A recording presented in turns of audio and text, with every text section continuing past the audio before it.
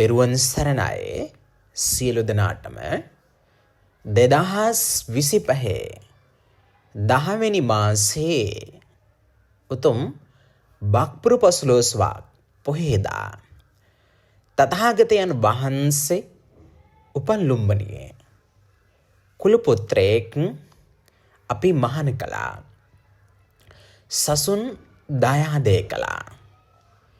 ඉතින් මේ උතුම් පුණ්‍ය කර්මයේ දෙස දෙක බලාගෙන පින්වත් ඔබත් සතුටු සිතින් යුතුව පින් අනුමෝදන වන්න.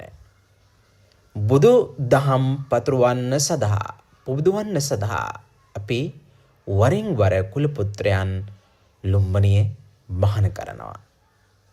ඒ කුල පුත්‍රයන් අතර එක නමක් මේ උතුම් බක් පොයේ දවසේ මහාන කරන්නට තුනා.